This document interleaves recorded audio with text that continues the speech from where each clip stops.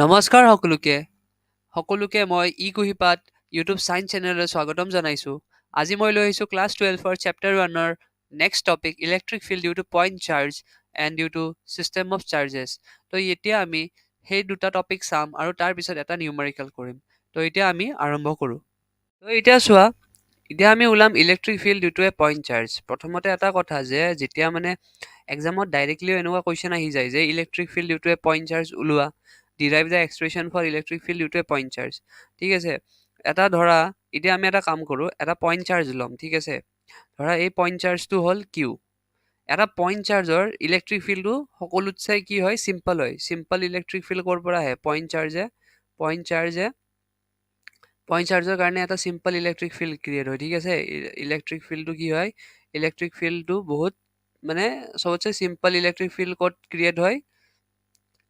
simplest electric field point charger কাৰণে create হয়। ঠিক আছে, তো let us take a point charge at the origin মানে 0 to origin লৈছোঁ। ঠিক আছে, point charge টো কি হয়?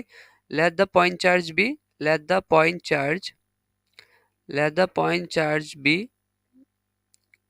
q, capital Q। ঠিক আছে, let the point charge be capital Q।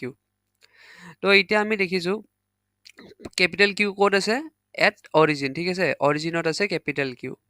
তো এতিয়া আমি এই পইণ্ট চাৰ্জটোৰ কাৰণে ইলেক্ট্ৰিক ফিল্ড এটা পইণ্টত ওলাম। ঠিক আছে, এই পইণ্টটো দেখিছানে নাই? পি।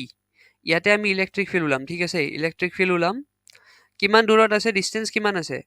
এটা ডিষ্টেঞ্চ আৰ, মানে এটা ডিষ্টেঞ্চ আৰ ফ্ৰম দি অৰিজিনৰ পৰা আৰ ডিষ্টেঞ্চত আছে পইণ্ট পি টু, আৰু সেই পইণ্ট পিত আমি কি ওলাম? ইলেক্ট্ৰিক ফিল্ড ওলাম due to this point charge. ঠিক আছে, এই পইণ্ট চাৰ্জটোৰ কাৰণে আমি ইলেক্ট্ৰিক ফিল্ড ওলাম এই পইণ্টটোত, পি পইণ্টত। তো এতিয়া চোৱা, ইলেক্ট্ৰিক ফিল্ড ওলাবৰ কাৰণে আমাক টেষ্ট চাৰ্জ এটা লাগিব নে নাই? টেষ্ট চাৰ্জ এটা লাগিব।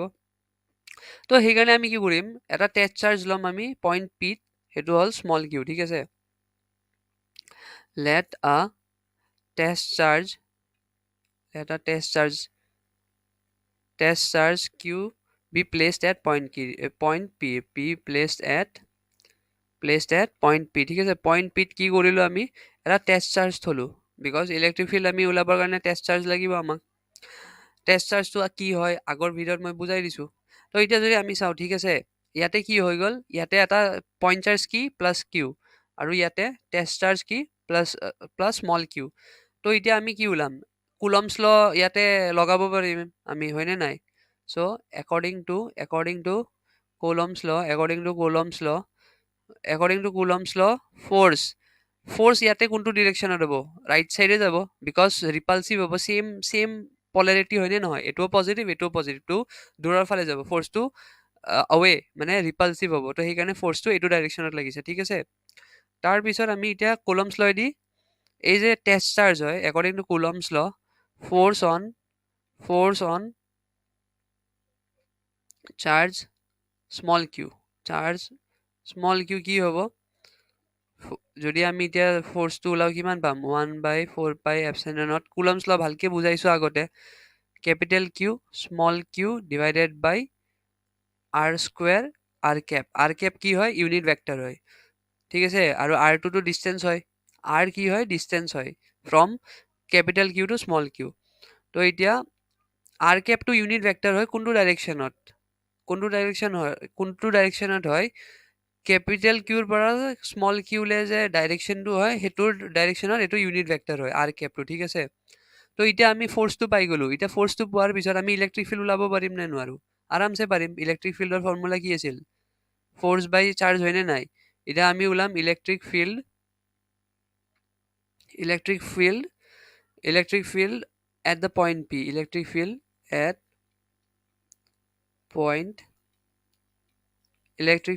Point P. ঠিক আছে, এতিয়া যদি আমি electric field at point P ওলাওঁ, কি হ'ব? ফ'ৰ্চ ডিভাইডেড বাই চাৰ্জ কি? টেষ্ট চাৰ্জটো, হয়নে নহয়? আৰামছে আমি এতিয়া লিখিব পাৰিম F vector force vector divided by test charge. আমাৰ টেষ্ট চাৰ্জটো কি ইয়াতে? তো টেষ্ট চাৰ্জটো কি হয় ইয়াত? Small Q. ঠিক আছে, small Q, F by small Q. তো এফ বাই যদি স্মল কিউ কৰোঁ, আমি কিমান পাম? 1/4πε0 Q divided by r square r cap. R cap is a unit vector from the direction from the charge from the in the direction of charge capital Q to small q. তো আমি electric field due to a point charge ইয়াতে পাই গ'লোঁ। এতিয়া আমি যদি ইয়াৰ মেগনিটিউডটো লওঁ, magnitude কি হ'ব, সেইটোতো ভেক্টৰ ফৰ্মত লিখিছোঁ আমি। Magnitude of the field, magnitude of the field E bar is কিমান হ'ব magnitude, E equal to 1/4 pi epsilon naught q capital q divided by R square. ঠিক আছে, এইটো হ'ল মেগনিটিউড ফৰ্ম। আমি যদি কেতিয়াবা মেক্সিমাম টাইম আমি মেগনিটিউডে ইউজ কৰিম, কুৱেশ্যনত যেতিয়া সুধিব মেগনিটিউড ইউজ কৰিম, আৰু তাৰপিছত আমি ডাইৰেকশ্যনটো ভেক্টৰ মানে ফৰ্মত আমি ডাইৰেকশ্যনটো ওলাব পাৰিম। এইটো হ'ল মেগনিটিউড। ঠিক আছে, ইলেক্ট্ৰিক ফিল্ড ডিউটোৱে পইণ্ট চাৰ্জৰ মেগনিটিউড। তো যেতিয়া আমি এই যে এক্সপ্ৰেশ্যনটো পাইছোঁ ইলেক্ট্ৰিক ফিল্ডৰ, ইয়াৰ পৰা আমি কি মানে এটা কনক্লুজন ল'ব পাৰোঁ, সেইটো এতিয়া আমি নেক্সট চাওঁ। তো এতিয়া আমি কি দেখিলোঁ, electric field equal 1/4 pi epsilon naught q by R square. ঠিক আছে, তো আমি কি দেখিছোঁ যে electric field is inversely proportional to r square, হয়নে নাই? ইনভাৰ্চলি প্ৰপৰ্চনেল টু কি হৈছে, আৰ স্কুৱেৰ হৈছে। ইয়াতে ইনভাৰ্চ ৰিলেশ্যন লাগিছে, এইটো হ'ল প্ৰপৰ্চনেলিটি চাইন। ঠিক আছে, electric field is inversely proportional to 1/r square, মানে যোনটো ডিষ্টেঞ্চ হয় চাৰ্জৰ পৰা টেষ্ট চাৰ্জলৈ, পইণ্ট চাৰ্জৰ পৰা টেষ্ট চাৰ্জলৈ যে ডিষ্টেঞ্চ হয় তাৰে ইনভাৰ্চলি প্ৰপৰ্চনেল হয়। তো ইয়াৰ যদি মিনিং আমি চাব যাওঁ, এইটো কি বুজায়, এইটো বুজায় যে all points on the spherical চাৰ্ফেচ, মানে এটা যে পইণ্ট চাৰ্জ আছিলে, ধৰা ইয়াত পইণ্ট চাৰ্জটো কিউ, হা ঠিক আছে, এই পইণ্ট চাৰ্জটো কেপিটেল কিউ, ইয়াৰ ওচৰত যে স্পেৰিকেল চাৰ্ফেচ আমি ড্ৰ কৰিম। ঠিক আছে, ধৰা এইটো স্পেৰিকেল চাৰ্ফেচ এটা ড্ৰ কৰিলোঁ, স্পেৰিকেল চাৰ্ফেচ ইয়াতে ড্ৰ কৰিলোঁ। ঠিক আছে, এনেকৈ স্পেৰিকেল চাৰ্ফেচ এটা ড্ৰ কৰিলোঁ, স্পেৰিকেল চাৰ্ফেচ এনেকৈ আমি ড্ৰ কৰিলোঁ। ঠিক আছে, তো এই স্পেৰিকেল চাৰ্ফেচ যে আছে, এই স্পেৰিকেল চাৰ্ফেচত কি হ'ব,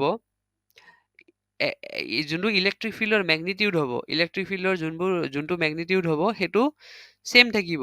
মানে ধৰা ইয়াতে যদি এইটো পইণ্টত যদি আমি মেগনিটিউড ওলাব যাওঁ, এক মিনিট মই কালাৰটো চেঞ্জ কৰি লওঁ, যদি আমি এই পইণ্টটোত মেগনিটিউড ওলাব যাওঁ, ধৰা এই পইণ্টটোত, তেতিয়া যোনটো ইলেক্ট্ৰিক ফিল্ডৰ মেগনিটিউড থাকিব সেই ছেম মেগনিটিউড ইয়াতে থাকিব, ইয়াতেও ই থাকিব, ইয়াতেও ই থাকিব, বিকজ যোনটো ৰেডিয়াছ হয় সেই ৰেডিয়াছটো ছেম হয়নে নাই, ইয়াতেও আৰ ইয়াতেও আৰ। মোৰ ইয়াতে ৰেডিয়াছটো অকণমান বেলেগ দেখিছে বিকজ মই প্ৰপাৰ চাৰ্কেল ড্ৰ কৰিব পৰা নাই, কিন্তু স্পেৰিকেল চাৰ্ফেচৰ যোনটো ৰেডিয়াছ থাকিব ছেম থাকিব।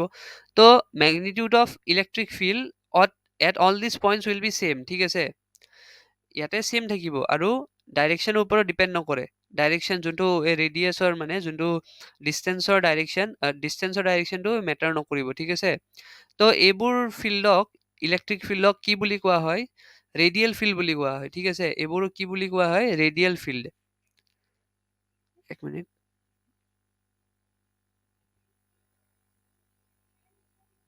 বা স্পেৰিকেলি চিমেট্ৰিক ফিল্ড বুলি কোৱা হয়। ঠিক আছে, এইবোৰ ফিল্ডক কি বুলি কোৱা হয়, ৰেডিয়েল ফিল্ড অৰ ৰেডিয়েল ফিল্ড বা চিমেট্ৰিকেল কি বোলে স্পেৰিকেলি চিমেট্ৰিক। ঠিক আছে, স্পেৰিকেলি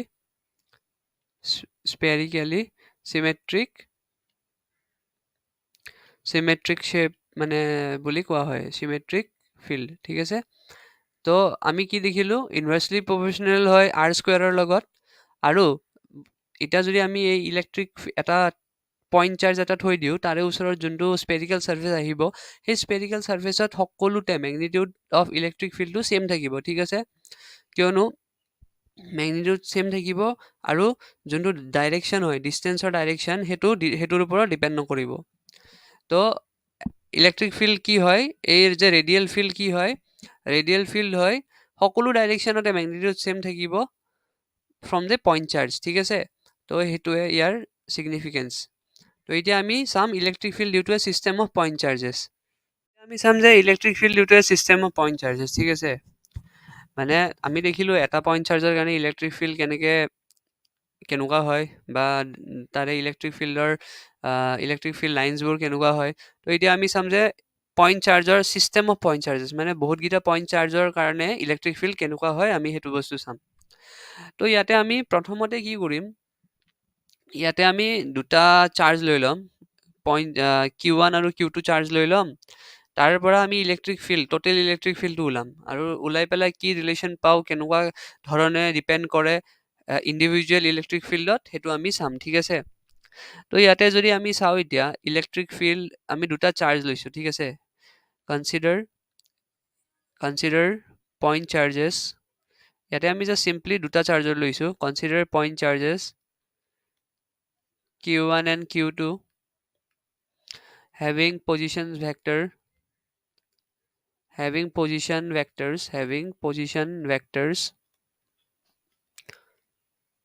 R1 and R2 ঠিক আছে এই দুটা পইণ্ট চাৰ্জ হৈছে Q1 আৰু ইয়াত Q2 পজিশ্যন ভেক্টৰ আমি কিমান লৈছোঁ position vector R1 and R2 আমি লিখিছোঁ ঠিক আছে R1 and R2 কাৰণে আমি পজিশ্যন ভেক্টৰ Q1 আছে R1 ত আৰু Q2 আছে R2 পজিশ্যন ভেক্টৰত ঠিক আছে তো এতিয়া position vector with respect to origin হা ঠিক আছে having position vector with respect to origin মই এইটো লিখি দিওঁ উইথ ৰেসপেক্ট টু অৰিজিনৰ ৰেসপেক্টত position vector R1 and R2 আছে Q1 and Q2 চাৰ্জ ঠিক আছে এতিয়া আমি ইলেক্ট্ৰিক ফিল্ড ওলাম এই যে পইণ্ট পি দেখিছা ইয়াতে আমি ইলেক্ট্ৰিক ফিল্ড ওলাম ঠিক আছে পইণ্ট পিত তো ইলেক্ট্ৰিক ফিল্ড যদি আমি পইণ্ট পিত ওলাও আমাক এই লাষ্ট টাইমৰ নিচিনা যেনেকৈ আমি পইণ্ট চাৰ্জৰ কাৰণে এটা পইণ্ট চাৰ্জৰ কাৰণে যে ওলাইছিলোঁ তাতে আমি কি এটা টেষ্ট চাৰ্জ লৈছিলোঁ নে নাই তো সেম ধৰণে ইয়াতো এটা টেষ্ট চাৰ্জ ল'ম আমি কি টেষ্ট চাৰ্জটো কি হ'ব টেষ্ট চাৰ্জটো হ'ল ইয়াতে স্মল কিউ নট ঠিক আছে স্মল কিউ নট ইয়াতেও টেষ্ট চাৰ্জ ল'বই লাগিব আমি যদি ইলেক্ট্ৰিক ফিল্ড ওলাও ঠিক আছে তো যদি টেষ্ট চাৰ্জটো স্মল কিউ নট হয় এতিয়া কুলম্বছ ল লগাম আমি ঠিক আছে according to Coulomb's law force on charge q naught due to charge q1 প্ৰথমতে আমি চাৰ্জ q1 ৰ কাৰণে লগাম ঠিক আছে force on q naught due to q1 মানে স্মল চাৰ্জৰ কাৰণে স্মল q1 ৰ কাৰণে আমি লগাম q naught ঠিক আছে কি হয় ফোৰ্সটো কোনটো ডাইৰেকশনত হ'ব দুটাই পজিটিভ তো আৱে যাব মানে ৰিপালসিভ হ'ব ঠিক আছে ফোৰ্সটো মানে দুটাৰে অপোজিট সাইডে লাগিব তো এতিয়া যদি আমি চাও force on q due to q1 কি হ'ব F equal to 1 by 4 by epsilon naught q1 into q naught divided by r1p whole square তাৰপিছত ইয়াতে r1p cap কি হয় unit vector from the in the direction of q1 to q naught তো r1p কি হয় unit vector in the direction of q1 to point p মানে q naught তো এতিয়া ইলেক্ট্ৰিক ফিল্ড কি হ'ব তাতে due to q1 electric field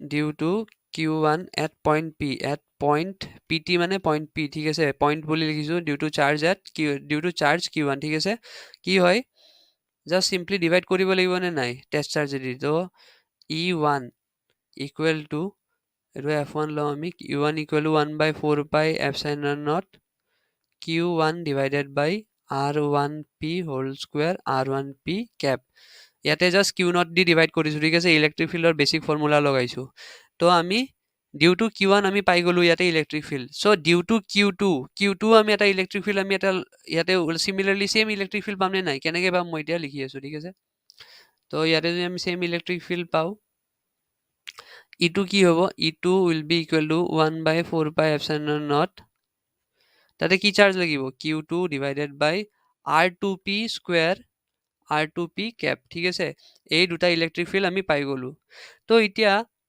electric field আমি পাই গলো তো দুটা ইলেক্ট্ৰিক ফিল্ড পালে আমি কি লগাম সুপাৰপজিশন আমি প্ৰিন্সিপাল অফ সুপারপজিশন লগাম আমি আগতে একচুয়ালি কি হয় যেতিয়া ক্লাস 11 তে প্ৰিন্সিপাল অফ সুপারপজিশনটো পঢ়া যায় কি হয় according to principle of superposition of the electric field net electric field at a point due to group of charges is equal to the vector sum of the electric field produced by each charge individually at that point when all other charges are assumed to be absent তো ইয়াত simply যদি ক'ব যাও এতিয়া যে আমি ইয়াতে দুটা পইণ্ট চাৰ্জৰ সিস্টেম লৈছো ঠিক আছে তো যোনটো টোটেল ইলেক্ট্ৰিক ফিল্ড হ'ব মানে টোটেল ইলেক্ট্ৰিক ফিল্ড যে হ'ব সেই টোটেল ইলেক্ট্ৰিক ফিল্ডটো কি হ'ব সেই টোটেল ইলেক্ট্ৰিক ফিল্ডটো হ'ব সাম অফ ইণ্ডিভিজুৱেল মানে ভেক্টৰ সাম ঠিক আছে অকল মেগনিটিউড নহয় vector sum of all the electric field at that point এতিয়া যে আমি দুটা পইণ্ট চাৰ্জৰ কাৰণে লৈছোঁ Q1 আৰু স্মল Q2 তো সেই দুটা চাৰ্জৰ কাৰণে যে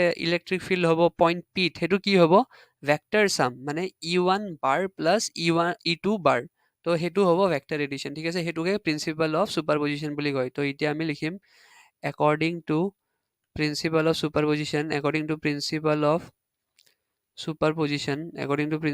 superposition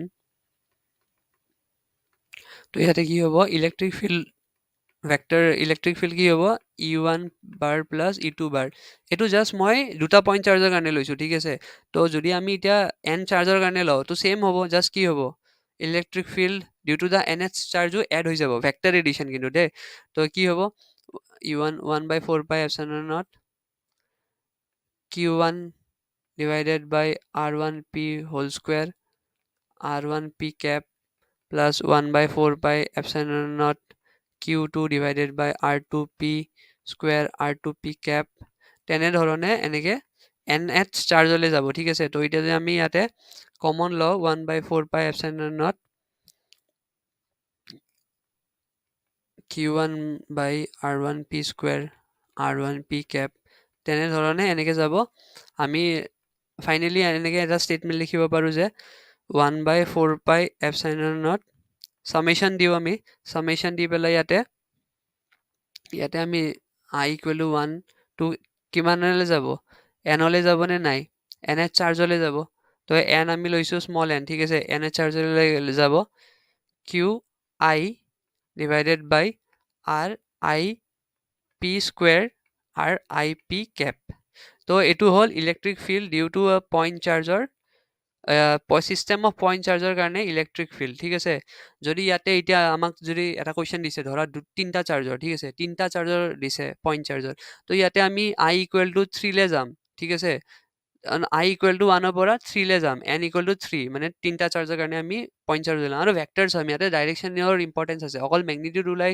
প্লাছ কৰি দিলে আমি আনচাৰটো নাপাওঁ কিয়কি আমি চাব লাগিব যে এটা ইলেক্ট্ৰিক ফিল্ড যদি পজিটিভ হৈ আছে ডাইৰেকশ্যন এটা বেলেগ ডাইৰেকশ্যনত আছে ছেকেণ্ড ইলেক্ট্ৰিক ফিল্ডটো বেলেগ ডাইৰেকশ্যনত তেতিয়া কি হ'ব নিগেটিভ হ'ব তো সেইবোৰ কুৱেশ্যন কৰিলে আমি গম পাম তো আমি ওপৰত যোনটো ডায়েগ্ৰাম আছিলে সেইটো চাওঁ তো ডায়েগ্ৰামটোত কি কৈছিলে ইলেক্ট্ৰিক ফিল্ড এটা point due to a system of charges is a vector sum of all the electric field at the point due to individual charges তো এইটোৱে প্ৰিন্সিপাল অফ সুপাৰপজিশ্যন যে এটা যদি আমি যদি ইলেক্ট্ৰিক ফিল্ড ওলাব লাগে due to a number of point charges তো সেই যোনটো পইণ্টত আমি ইলেক্ট্ৰিক ফিল্ডটো ওলাম সেই পইণ্টটো ইলেক্ট্ৰিক ফিল্ড কেনেকৈ আহিব vector sum of all the electric field due to the point charges মানে গোটেইকেইটা ইলেক্ট্ৰিক ফিল্ড গোটেইকেইটা চাৰ্জৰ কাৰণে এটা এটা ইলেক্ট্ৰিক ফিল্ড থাকিব সেই ইলেক্ট্ৰিক ফিল্ডৰ ভেক্টৰ সাম কৰি পেলাই আমি টোটেল ইলেক্ট্ৰিক ফিল্ডটো ওলাব পাৰোঁ তো সেইটোৱে হ'ল electric field due to a system of point charges এতিয়া আমি কণ্টিনিউৱাছ চাৰ্জ ডিষ্ট্ৰিবিউশ্যনৰ কথা শিকিম প্ৰথম নিউমেৰিকেলটো লওঁ আমি পইণ্ট চাৰ্জৰ কাৰণে মানে কেনেকুৱা নিউমেৰিকেল আহিব পাৰে তো চোৱা কি সুধিছে 2 পইণ্ট চাৰ্জেছ Q1 দিয়া আছে plus 0.2 coulomb and plus 0.4 coulomb are placed 0.1 meter apart কিমান ডিষ্টেন্সত আছে 0.1 মিটাৰ ডিষ্টেন্সত আছে calculate the electric field at প্ৰথম পাৰ্টত কি সুধিছে mid point between the charges মানে দুটা চাৰ্জ যে আছে সেই দুটা চাৰ্জৰ একদম মিডল পইণ্টত আমাক ইলেক্ট্ৰিক ফিল্ড ওলাব দিছে তাৰপিছত সুধিছে যে a point on the line joining Q1 and Q2 such that it is 0.05 meter away from Q2 and 0.15 meter away from Q1 তো আমি প্ৰথমতে ফাৰ্ষ্ট পাৰ্টটো চাওঁ কেনেকৈ কৰিব লাগে ঠিক আছে সলিউশ্যন দুটা পইণ্ট চাৰ্জ আছে কিমান মিটাৰ দূৰত 0.1 মিটাৰ দূৰত তো আমি এতিয়া লৈ লওঁ প্ৰথমতে কি ল'ম Q1 টো ধৰা ইয়াতে Q1 ইয়াতে ল'লোঁ ঠিক আছে তাৰপিছত Q2 ল'লোঁ ইয়াতে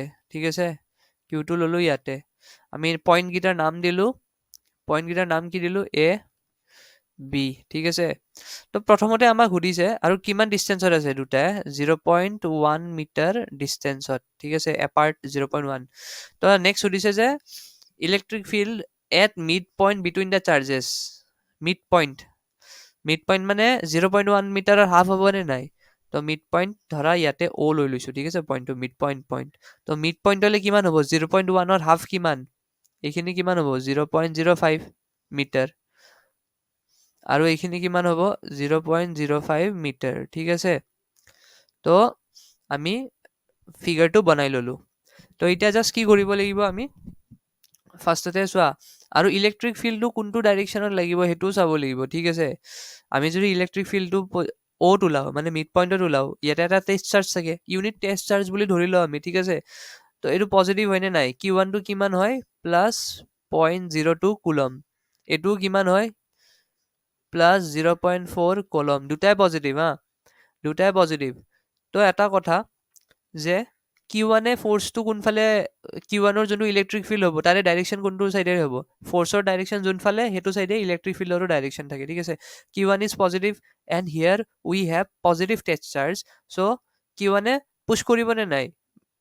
পজিটিভ থাকিলে পুছ কৰে, আউটৱাৰ্ড ফালে হয়। তো E1টো এনেকৈ থাকিব, ঠিক আছে। যোনটো E1 হয় এইটো ডাইৰেকশ্যনত থাকিব, এইটো থাকিব E1, ঠিক আছে।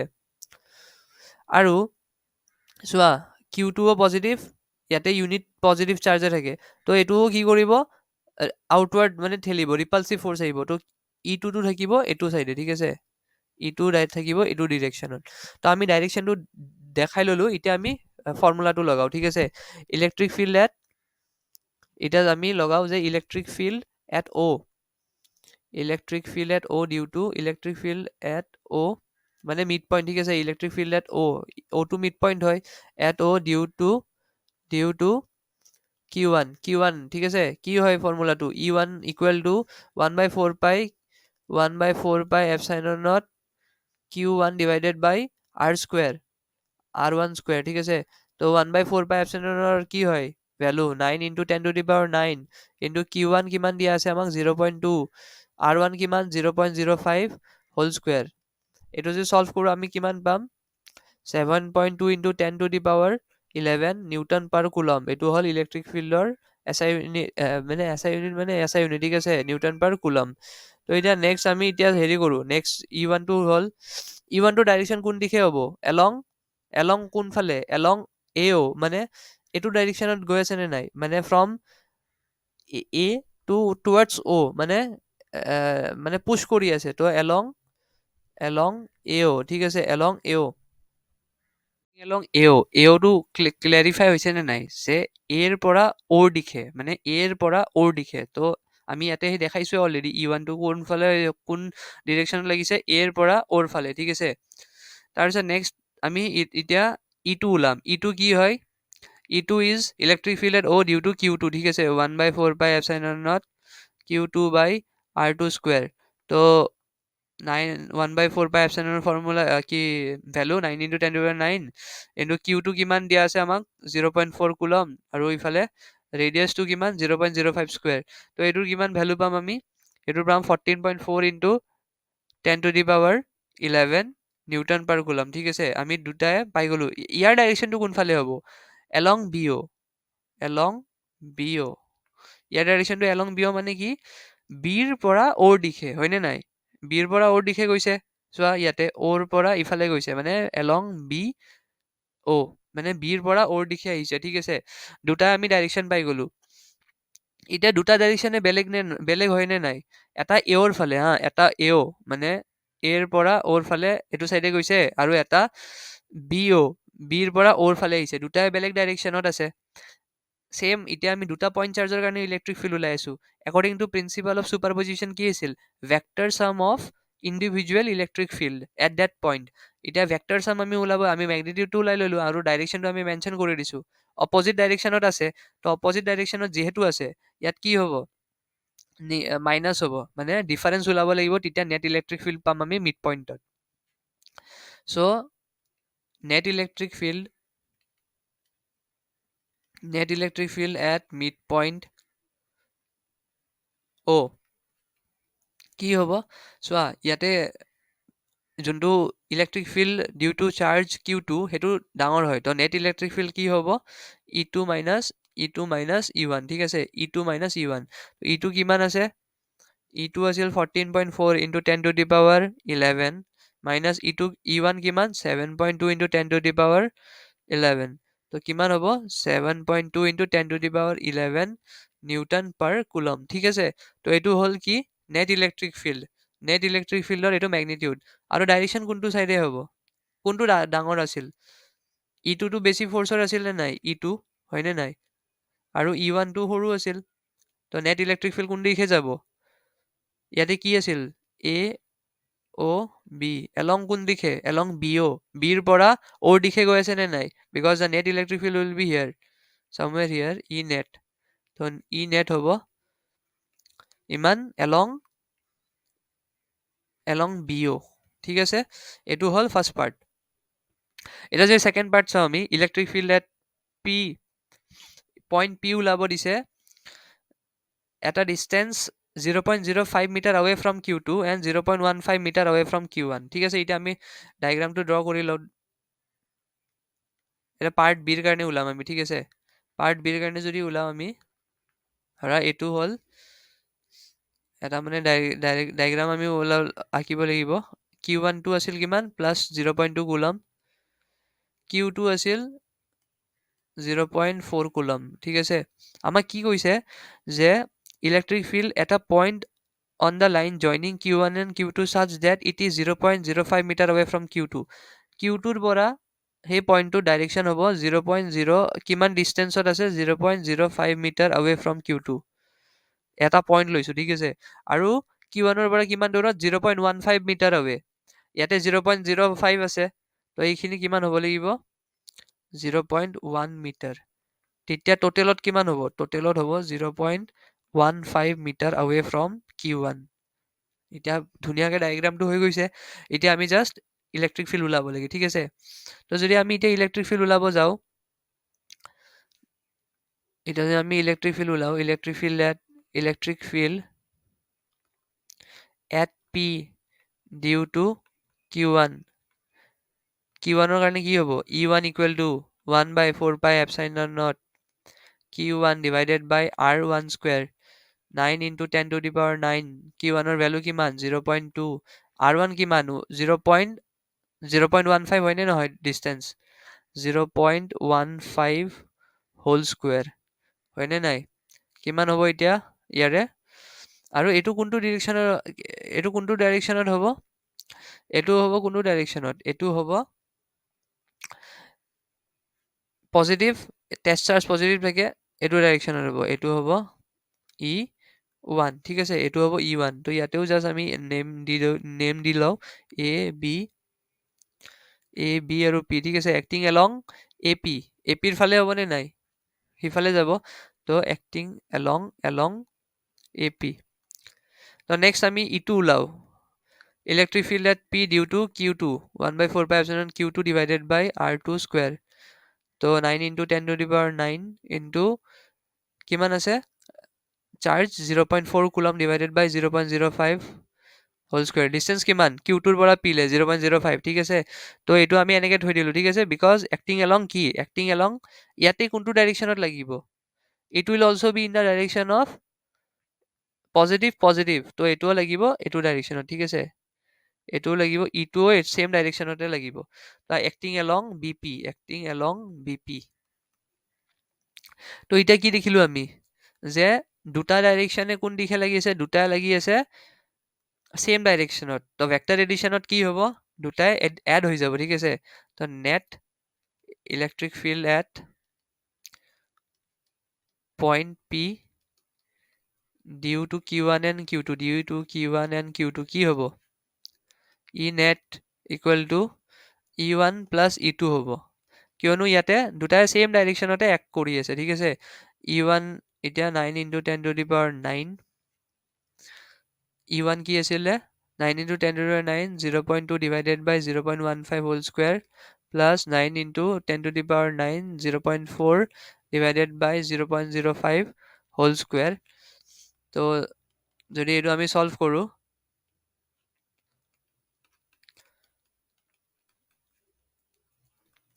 আমি সলভ কৰো তেতিয়া আমি কিমান পাম আমি পাম around approximately 1.52 into 10 to the power 12 Newton per coulomb acting কোনফালে acting along AP acting along A P ক'ব লাগিব, acting along A P, because এইটো আগৰ পৰা ষ্টাৰ্ট হৈ আছে, so' same direction acting along A P, যোনটোৱে চেম কৈ আছে যে বিপিৰ ফালে, বিকজ ডাইৰেকশ্যন দুটাই চেম হয়, মানে এইটো পইণ্ট পি আছিলে, এইটো এ আছিলে, এইটো বি আছিলে, ঠিক আছে। ত' ফ'ৰ্চটো এনেকে লাগি আছে, ই ওৱান এনেকে লাগি আছে, ই টুটো এনেকে লাগি আছে, ত' নেট ফ'ৰ্চটো কেনেকে লাগিব, এইটো চাইডে লাগিব ই নেট, ত' along A P we can say along B P same direction গৈ আছে, ত' এইটো হ'ল নিউমেৰিকেলটো। So' with that I would like to thank all of you for being the lecture. আপোনালোকে যদি ভিডিঅ'টো চাই ভাল পাইছে, এই ভিডিঅ'টো লাইক কৰি দিব আৰু কমেণ্ট কৰি জনাব। এই ভিডিঅ'টো আপোনালোকে নিজৰ ফ্ৰেণ্ডছৰ লগত শ্বেয়াৰ কৰি দিব, আৰু আমাৰ ইউটিউব চেনেল যোনটো eKuhipath ছায়েন্স চেনেল, সেইটো আপোনালোকে ছাবস্ক্ৰাইব কৰি থ'ব, আপোনালোকে এনেধৰণৰ কণ্টেণ্ট পাই থাকিব। চ' থেংক ইউ, ধন্যবাদ।